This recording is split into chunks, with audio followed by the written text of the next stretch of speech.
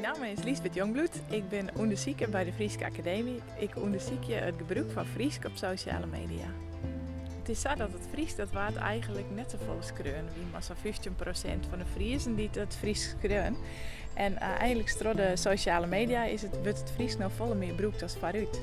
Ik heb onderzoek die onder tieners en ik onder volwassenen.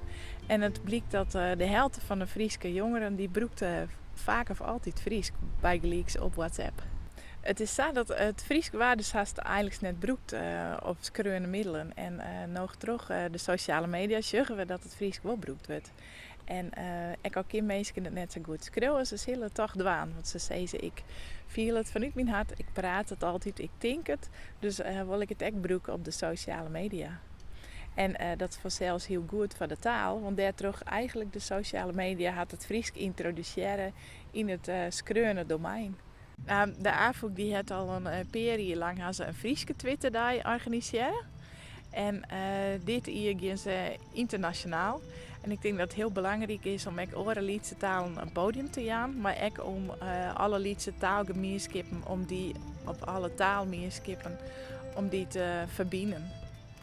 Mijn naam is Mirjam Vellinga, ik werk hier voor de AFOK en ik ben daar projectleider voor de taalpromotieafdeling.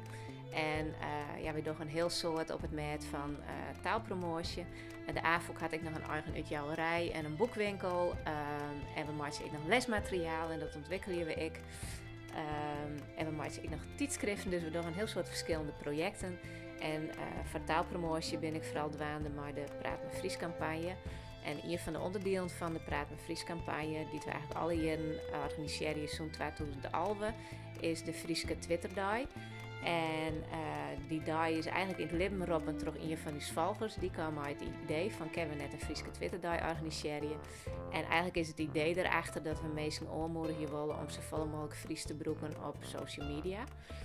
Het wie is dat mensen toch terug het globale bereik van de sociale media, dat alle Lietse talen dat die onderdrukt waren. En dat eigenlijk elke niet lever Engels broeken zo.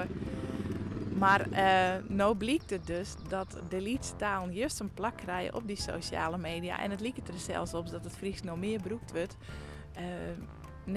Net alleen nog op die sociale media, maar ook in oren schreeuwen domein. Omdat ze dus leren om het Fries te schreeuwen. En dat hebben ze nooit jaren gedaan. En dat geldt vanzelfs ook voor alle andere talen. Dus zie je, maar 50% kan het schreeuwen. Dat blijkt het onderzoeken. Maar nou terug de sociale media wordt het dus volle meer schreeuwen als vooruit. Samen staan we sterk. Together ben we meer als alleenig. Wij organiseren die internationale social media dag voor Lietse talen. Vooral om te laten hoeveel Lietse talen er binnen in Europa. Want heel veel mensen hebben daar geen weet van. En hoe normaal het eigenlijk is om meertalig te wezen. Want ik en heel veel mensen hebben daar geen weet van.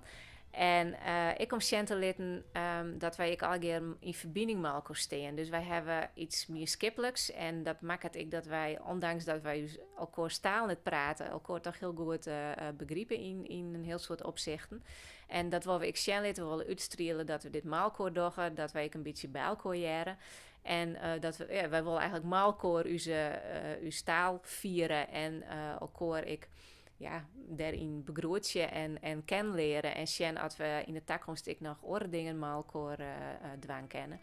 En een van die dingen zit er al vrij gauw aan te komen in 2018. Want dan zullen we hier in Ljouwert een talenpaviljoen hebben. Wat ik een soort omdenken is van de Lietse talen in Europa. En wat een soort Lietse taal waar ik presenteren kennen. Ik werk al een paar jaar met AFOK. En dat is fantastisch.